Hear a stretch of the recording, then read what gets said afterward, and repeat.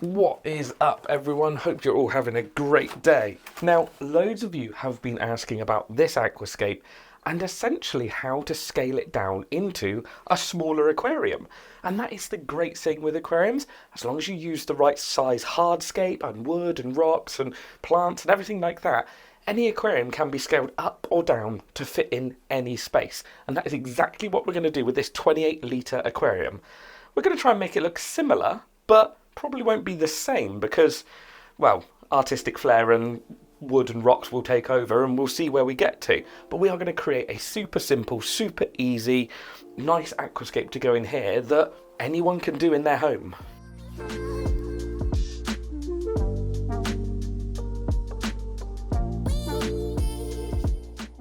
Now, long-term viewers might recognise this aquarium, to be fair, because it was the first ever aquarium I used on the channel to set up. It was like, what, 2 years ago or something silly like that. It's absolutely flown by. But yeah, we used an Interpet Aqua Cube as the first tank on the channel. So I thought it'd be cool to revisit it. I got the opportunity to get another one of these. I've still got that original one running downstairs. It's now got the alien Betta living in there with all the sort of Blackwater style going on in there.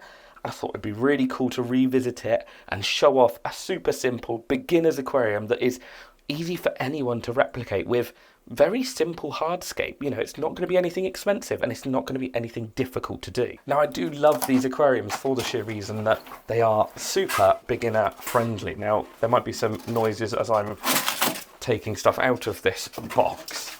Hang on. Oh, that's back to front. Get rid of the box. Maybe. Get off. It's not coming off. Hang on, I need more hands for this.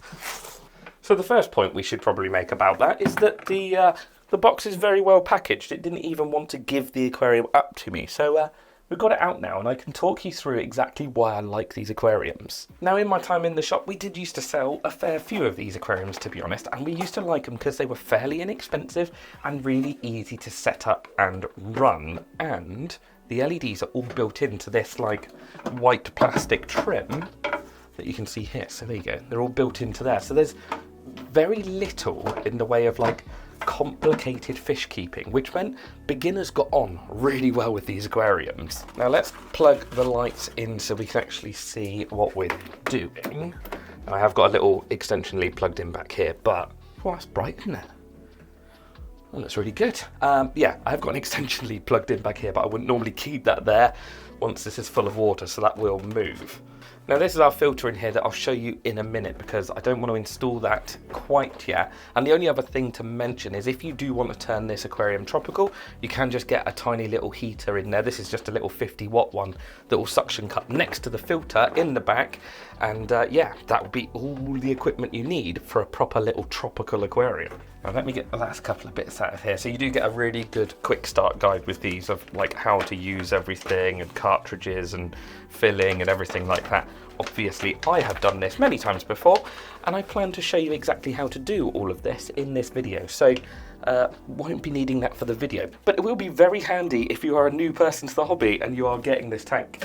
Now, I want to talk about the scape that we're going to do in here. So aquascaping is a scary word for a lot of people because they're like, oh, I have to get all of the sort of things in order and exactly how, and rocks need to go here, here and here and blah, blah, blah. No, you just need to have fun with it. As long as you like the setup and as long as you like what you've created, you don't need to worry about getting it all in order and getting it in certain angles. Just have fun with it. Now, when setting up your aquarium and actually designing it, it's well worth thinking about where you're going to be viewing it from. Now, this is a window that I've got blinds on so that no sunlight hits this and turns it green.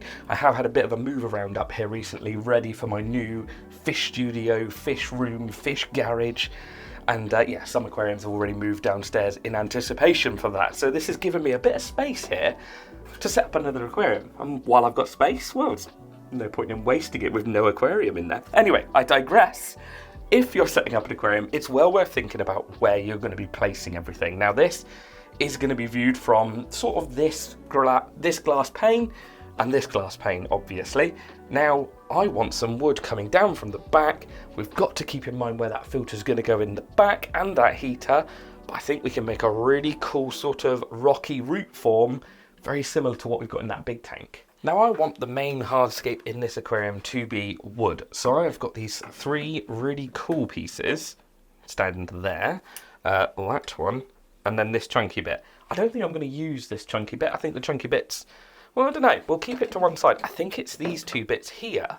Now these are just, well, there's lots of different names for them, but you'll find them sold, or very similar products sold, called Vinewood or Redmore Rue, or yeah, there's loads of different names, but it is just a twiggy style of aquarium wood, and it does float. But I have soaked this, so hoping that this won't float, but we shall see.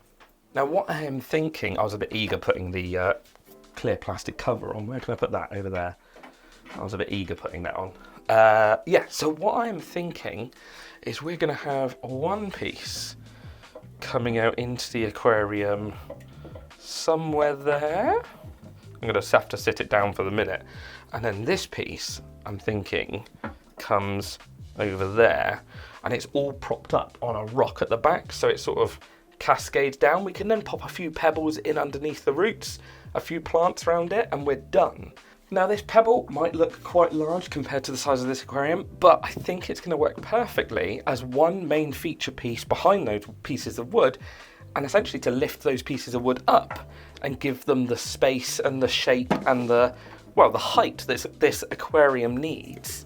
Now I am going to be using just a few little bits of filter foam to sit this rock on top of, just to make sure that it's cushioned against the glass, because it is quite a chunky rock. Oh my word, I don't want to drop it. Oh. Now hopefully the plan is now to have that piece sat on there like so. Yeah, that looks good. And then this little bit, we sort of want to sit, hang on, I've put that in the wrong way, that way around, and have it sort of coming around from the back.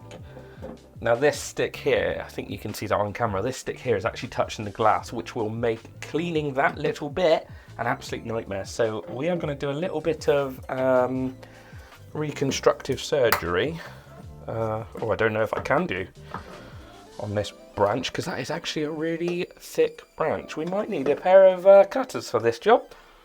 Yeah, I think we're going to need a pair of cutters to cut that one down. Now, hopefully I can just make a little cut in this wood and then snap the rest of it off, because I always find if you use a cutter on a piece of wood in an aquarium, it ends up just being very straight and looking too sort of man-made. You can see it actually there, look, there's a piece there that's got a really flat edge on it.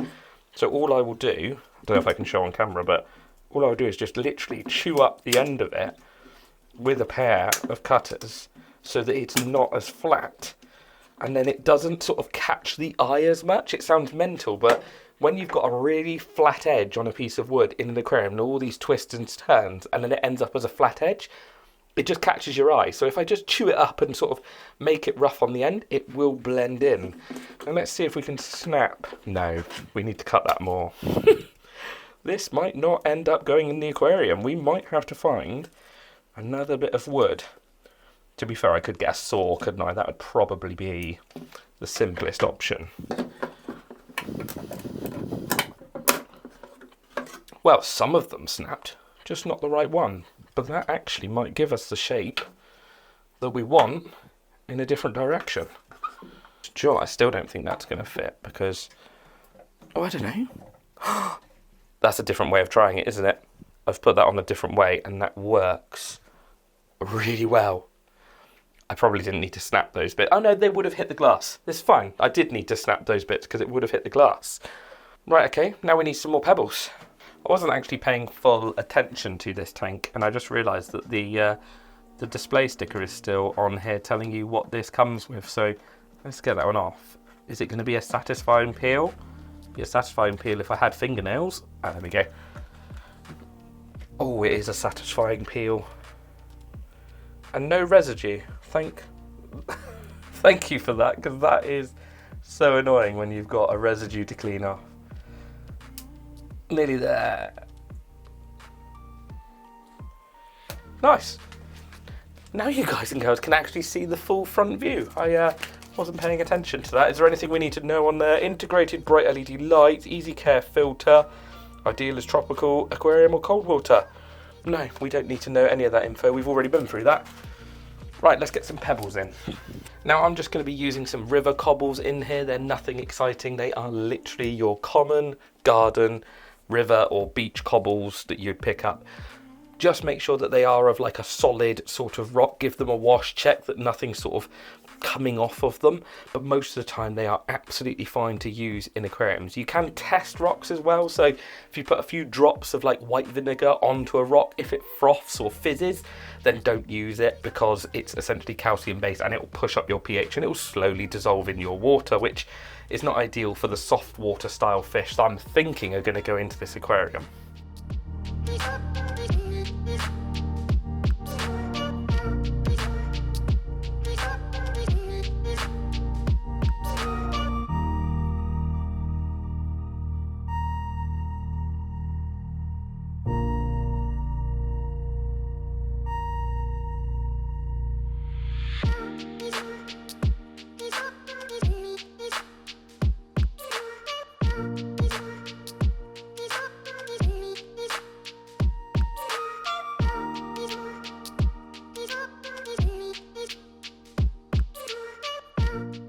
Now for the starting of the scape, I'm really happy with that. I am going to have to glue those pieces of wood in place to make sure they stay down, because they probably will float if I give them the chance. And yeah, if you've watched any of my other videos recently, there has been a few, not problems, but a few instances of wood deciding to float up when I'm trying to keep it down. So I'm going to remember to glue these bits. Any cyanoacrylate glue is absolutely safe for aquarium use. The gel one's generally the easiest if you're not using anything else, and you can just dob it on and yeah, stick everything together.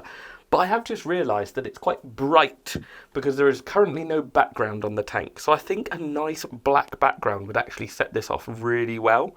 I'm thinking there is going to be some really nice bright green plants. I'm thinking all easy stuff, so I'm thinking some Java ferns, maybe some Anubias, and then now that I've got that little pocket, I'm thinking of a plant called Limnophila, which some of you will be sort of, well, some of you will know about, some of you won't. And Limnophila sessiflora, I think his name is just the fastest growing stem plant ever. It's a bit trickier to keep control of, but in a tank like this, it's just going to use up nutrients, and it's just going to help us keep that tank clean, especially for beginners. So yeah, I'm now thinking that a little pocket of that would look good there, straight under that light. Perfect. Anyway, yeah, I'm going to use a couple of bits of foam board, black foam board, cut it to the sort of 30 centimetre, I think roughly this is, square, and stick it to the back. So yeah, it'll make it look a little bit more, well, better.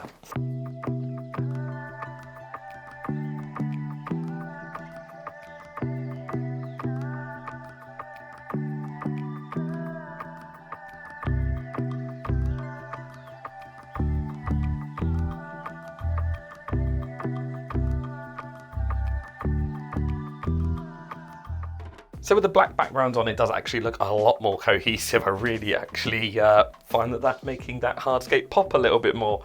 So next up, I want to fill all the gaps in. Now you could, if you're going for lots of plants, you could go for some sort of plant food underneath this layer of gravel or sand, whatever you choose. But I'm keeping this super easy and super simple with, yeah, low maintenance plants. So all we're going to be using is a little bit of pea gravel. And then I'm going to do something to this in a minute, which will mean that maintenance should be a lot easier on this aquarium, because I don't just like running pea gravel on its own. Now, as you can probably see, I have, rinsed this gravel just to make sure that there's not too much dust on here. It will just mean that the startup is a little bit easier and I'm not battling a big cloud of dust when I fill this up with water in a minute.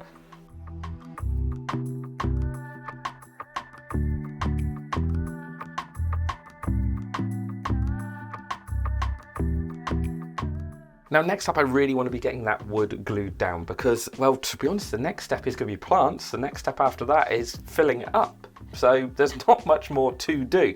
So I have got a liquid cyanoacrylate glue. Now you can, as I said already, use a gel. The gel's a little bit easier to administer because it's sort of like a blob and you can stick things onto things. It's good for plants if you want to glue your epiphytes to rocks, which to be fair, actually, we'll probably be doing in a minute with this tank. But the liquid, what you can use is a little bit of tissue paper, roll it into like a sausage sort of shape or a ball, wedge it in amongst the wood where there's a contact point between the wood and the rock, drip the liquid glue onto it, goes off like concrete. It will not shift then. So this should be a little bit easier to glue that wood to the rock, or at least in my mind it should be. No, not in my mind. It's proven. This is the easier way, but I've had such bad luck recently with not putting enough glue down. It's just annoying, isn't it? It's not. It's just is what it is. Let's get on. Let's glue this down. We'll make sure it works this time. So all we're going to do is a little bit of this tissue paper, nothing too much, and I'm going to roll it into that sausage shape that I was talking about. Now, if you can see this once you're finished, it's not the end of the world, because we can hide it with some moss or some plants or something along those lines. But I'm going to tuck that in to that little gap there. Now, hopefully you can see it on camera. You can see that little white sausage, and then I'm just going to drop some glue on it.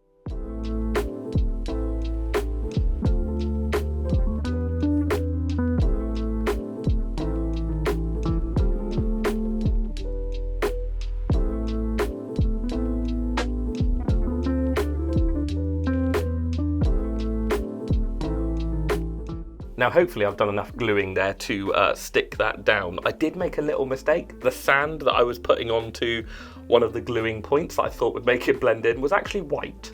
So it made it stand out even more. So that was a mistake. Normally if you use like a natural coloured sand, like a, well, white's natural I suppose, but like a brown or a grey or something like that, blends in way better. So don't make that mistake.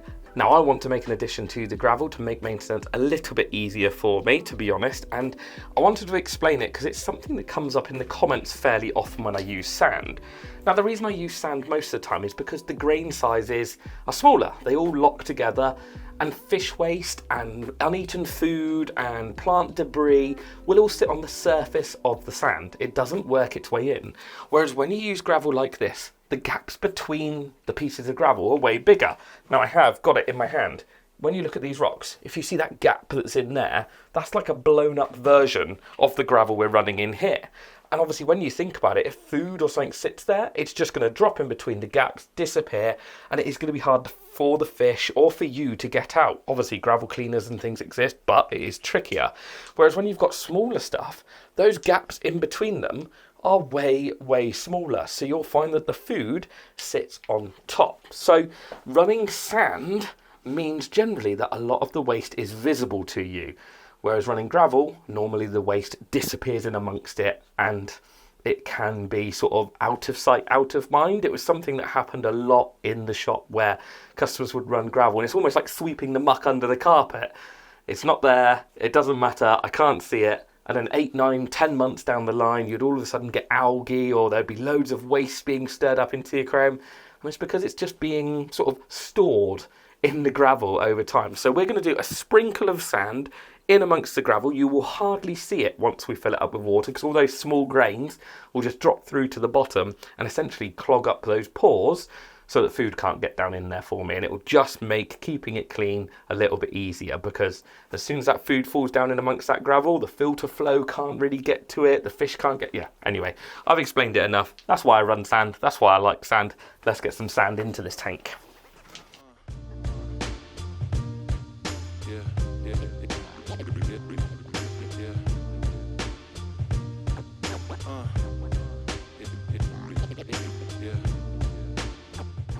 Now I'll just pour a little bit of water in here to show you what I mean by all of this stuff disappearing into the gravel.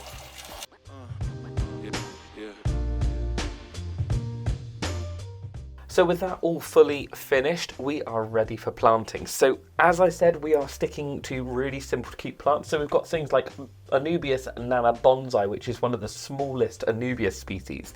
Now that is an epiphyte, so both of those will grow on rocks or wood, as long as you either sort of tie them on or glue them on. There is a video on essentially loads of different ways of tying plants to wood and rock on my channel, so you can go and watch that if you're interested. We have got Anubias nana as well, which is the slightly larger leafed version of that. I've picked up 2 Java ferns. They are quite chunky. I'm not sure I'm going to need 2 that size. And I've also, as I said, picked up a Limnophila sessiflora. Nope, not sessiflora. Limnophila heterophylla. I forgot it was the wrong one. I used the wrong name. Sessiflora's got different shaped leaves, but this one is a really fast grower and will fill that pocket right underneath that light and just, well, grow into its own and give some real good hiding spaces for the fish. Now, to get these plants ready for planting, we do need to strip off all of the pot, all of the rock wool that they're growing in, and yeah, everything around them to make sure they're clean when going into the aquarium. It is quite easy. Give the basket a squeeze. That gets rid of the terracotta pot or terracotta weight and the plant basket. Crikey, I'm getting my words muddled up. And then all you need to do is all this rock wool just needs to come off, be taken off, and then you are left with a vaguely clean plant. Just give that a rinse off under the tap or in a jug of water and give it a swill around. And normally all those bits you can then just pick out and comb out. Sometimes a pair of tweezers is quite good to sort of comb through them, but these look like they're going to be fairly easy. But I have got 5 more plants to do, so we better crack on.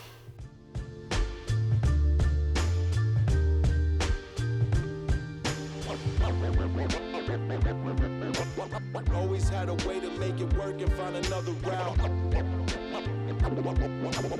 Always had a way to make it work and find another route.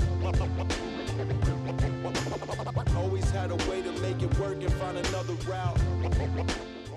Now, with the plants all prepped, a few of these I'm just hoping to be able to like sort of poke and hold between the branches of this tree, and that will keep them in place. But some of them, like this big Anubias nana here, I am going to have to pop a pebble or something on the bottom with a tiny blob of glue, just so that it's weighted, and then eventually all these roots will root onto things and hold itself in place. But yeah, for the time being, it just needs a bit of help sinking.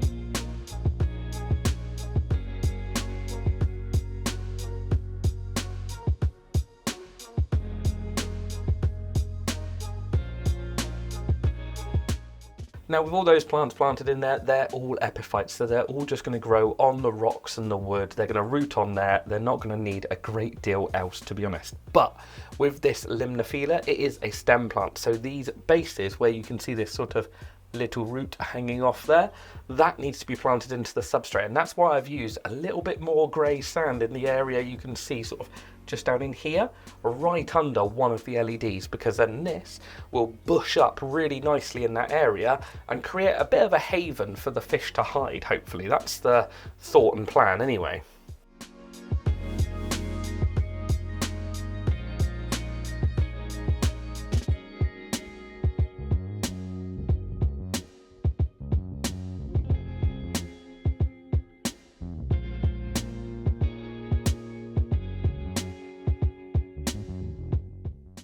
Loving the jungly vibe that's going on here, but I think it just needs one little Anubias there. Just looked a bit bare in this foreground, and I think that just gives it a little bit of greenery, and yeah, we're done. We need to get a filter in now and a heater. I hope I left enough space, and then we can fill it up. Now, the filter that comes with these tanks is a really nice little hang-on waterfall filter, I suppose you would call it. It's a little internal filter, and it just literally has 2 hooks. Oh, that's everything out of there. Yeah, just has 2 hooks on the back, so you can see the 2 hooks there and there. They hook over the top. 2 suction cups to sort of stop any noise and vibration, and they'll also obviously make it stick in place. Internally then, we've just got a little cartridge that we do need to take out of that plastic bag. Actually, to be fair, if you've watched my recent videos on replaceable pads, obviously hang on, let me grab one. Interpet do these new coconut fibre pads. I don't know if you can easily see that, but they actually fit straight into this filter. So if you wanted to change out the pad for something biodegradable and a little bit more sort of eco-friendly, then you could swap it over to these. But we have this one in here for the minute, so we will use that one as it's supplied with it. Slide that in, hook it on, and away we go.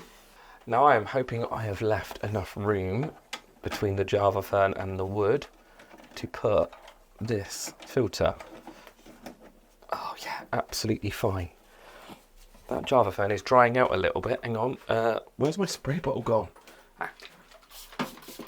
If you are taking time to get all your planting done and get your tank actually filled, it is always worth having a spray bottle of just some tap water on hand to keep everything damp, because otherwise the plants can dry out. But yeah, that filter fits in lovely there. Keep touching that light with my arm. Keep that Java fern away from the filter inlet. Yeah, we should be good. I should be able to pop the heater just down in there. And we are just going to be using a simple glass heater. I hope I haven't lost the suction cups. Nope.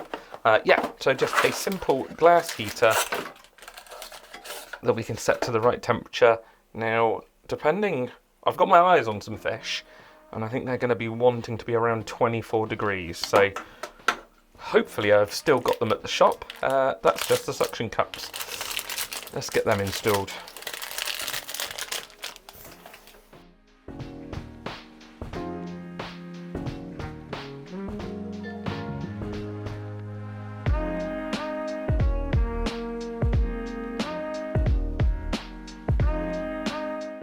Now that is everything installed, ready to go. All we need to do is fill it up, plug everything in, and essentially wait. The other thing is that internal filter has quite a bit of space in the back of it. So I might actually get some biomedia from one of my other tanks, and maybe some new stuff as well, and just get a few pieces of biomedia down there. So yeah, I guess the next thing is to fill it. And my hose pipe's down in the fish garage, and I can't be bothered to go down there. So I think this is going to be a bucket job, which is a bit annoying. Oh well.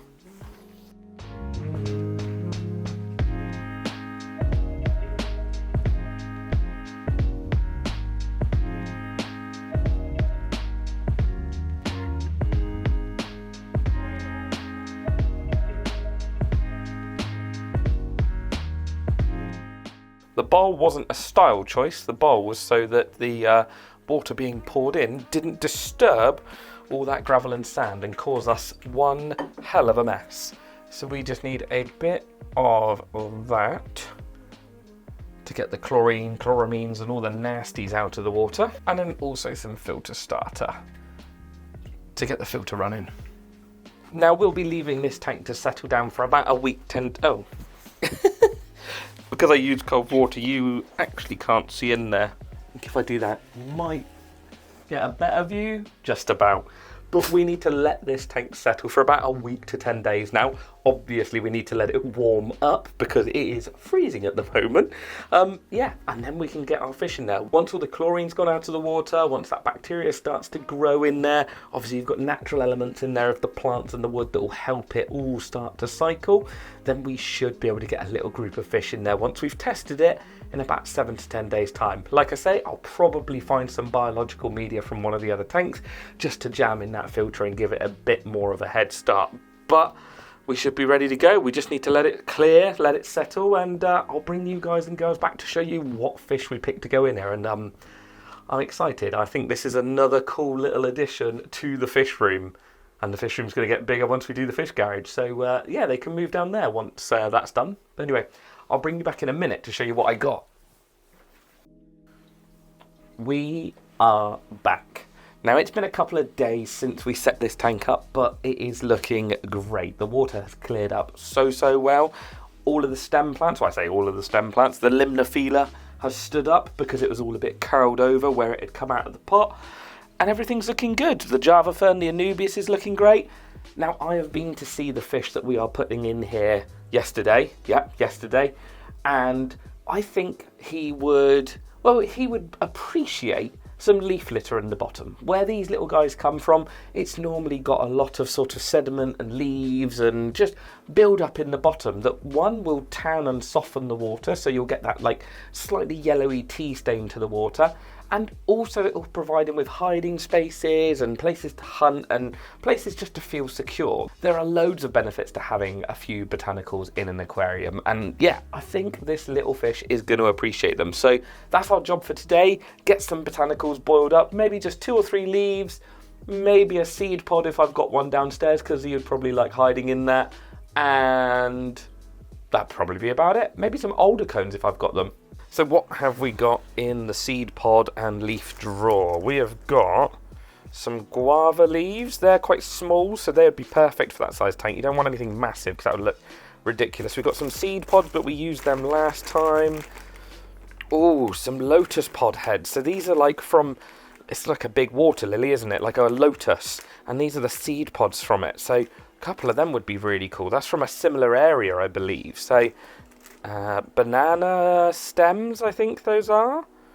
Yeah, they're quite cool as well. Maybe a couple of them. Oh, and a seed pod. Perfect. He'll like living in there. Let's just do a big mix and yeah, get a few of these in there. So we're going to go for a few guava leaves in there. We've also got some alder cones. We have got that weird sort of seed pod thing. A couple of banana stems. Yeah, I think that would be good. Let's get that boiled up, get that first lot of tannins out there, make sure there's no nasties on here, and get them introduced to the tank.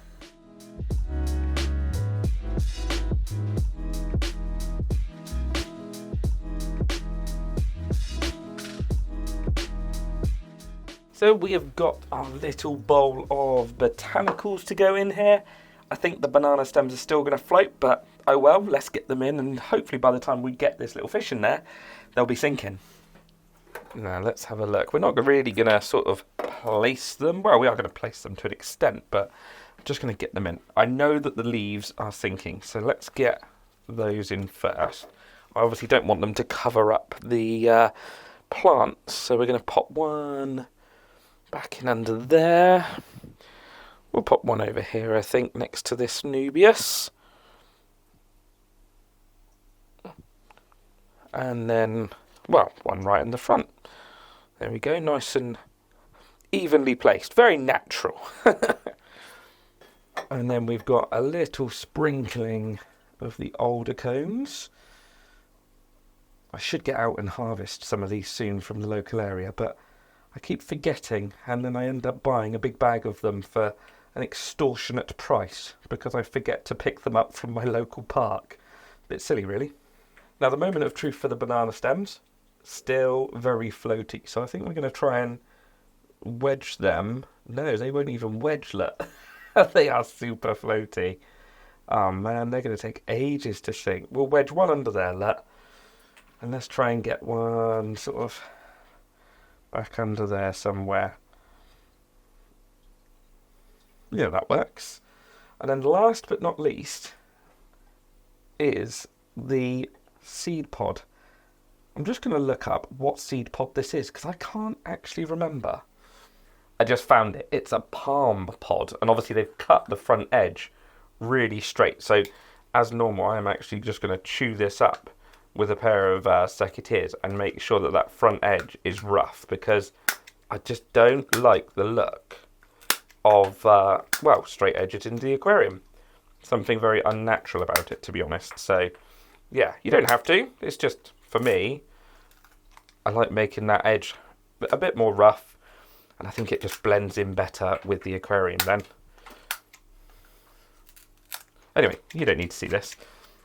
As much as I've just roughed it up, I want to make sure there's no sharp edges on here for the fish. So, yeah, that should be perfect. Now, I'm hoping...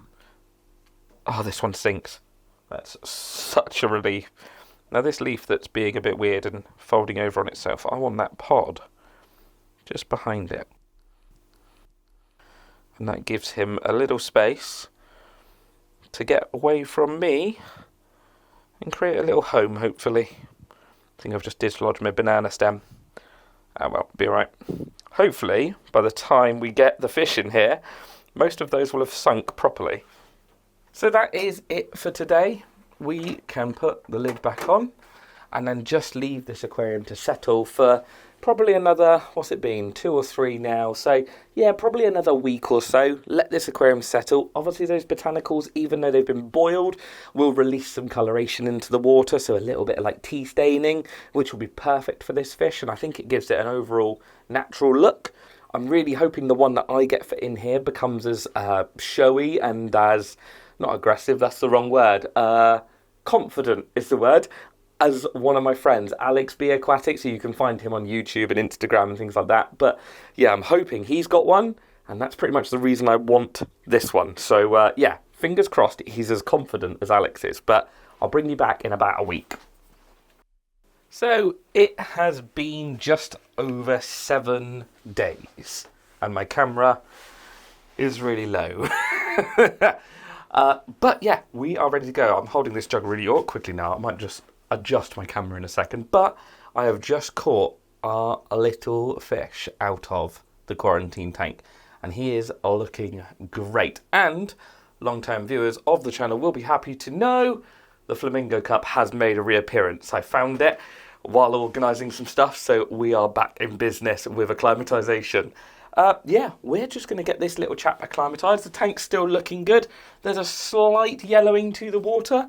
Nothing too major though. I think that boiling got rid of the majority of the tannins. So we've just got a nice light tint to the water now, which I think this little guy will absolutely love. So yeah, I guess there's not much more to do other than acclimatisation, getting him in, and he has been quite reclusive in the quarantine aquarium. He's been hiding away and he's not been as confident, but he's a wild style, so probably makes sense. To be fair, they are a little bit less sort of outgoing, so I'm hoping to get him in here and get some good shots of him, but this might be the last time we see him for a couple of weeks, so you might not see this video for quite some time, to be fair.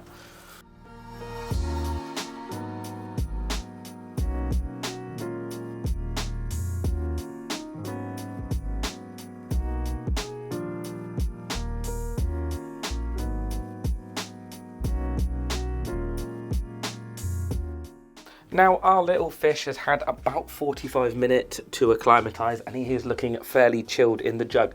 One thing I don't think I've mentioned while acclimatising him or doing all of this is that I have tested the water in this tank. We just done a broad range test, ammonia, nitrite, nitrate, all of that, and everything was coming out 0. I did also add a little bit of biomedia from one of my other tanks into that filter, so that should have matured it and got it running fairly quickly. But we are ready to get this little guy in, and he is going to be a wicked little addition to the fish room. Something a little bit different that I have never kept before. So yeah, hopefully I can get some cool shots of him, and hopefully he doesn't just disappear into the back and decide that he's going to hide away. Might take me 2 or 3 weeks to get these shots of him, but let's get him in and see how he acts. Now to get him settled in the tank, I am just going to flick the lights off so that it's as subdued as I can make it. I have got a load of floating plant in here, which, do you know what? I think we're just going to chuck that in as well, because why not? Floating plant is never a bad thing. It always helps to keep the aquarium clean. So square nets and circular jugs never really go to plan, do they? Right, we have got him. So let's get this little guy introduced. Oh my word, he's so cool. Right, we'll give him a bit of time to settle down, and then I will show you all exactly what he is. We are back. It is the next day. We've given him roughly about 24 hours to sort of try and settle down. I'll be honest, he is still very shy, and I can watch him from the door, so I can leave the door open and I can see him, but I'd need a horrendously large zoom lens that I do not own to get any shots of him from there. I have left the camera here a few times and got a few little shots of him sort of remotely, but yeah, he is still very shy.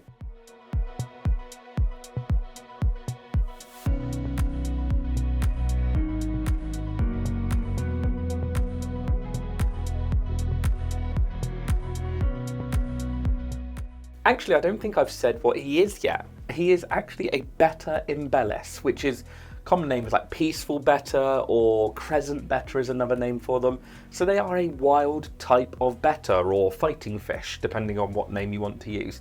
But yeah, this is what they look like when they are out in the wild, not these sort of man-made strains that we see of all these wonderful fin shapes and colours. And I have never kept one. And as soon as I saw Alex B's, I just needed one. And Alex has been nice enough to send me over some footage of his betta.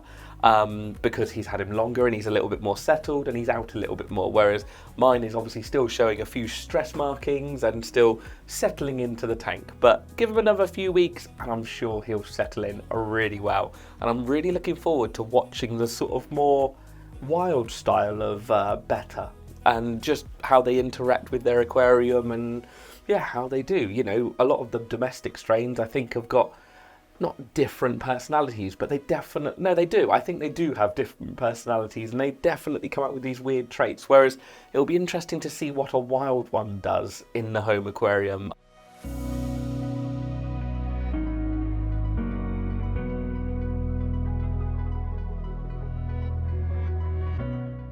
If you want to see photo updates and video updates, I'll try and post some to YouTube. But if you also want to follow me on Facebook, Instagram, all of that sort of good stuff, I will obviously post photos as and when I get them of this cool little guy over to there.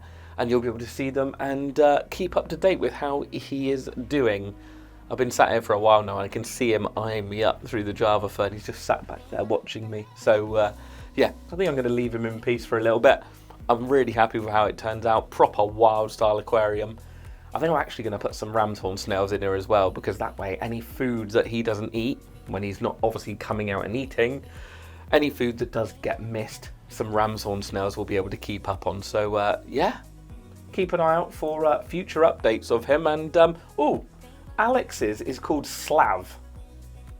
I need to know what mine's going to be called, so drop it in the comments below what you think he should be named. But I will see you in the next one, and the garage is getting so much closer. Plasterers, electricians, it's all going on. I'll see you soon.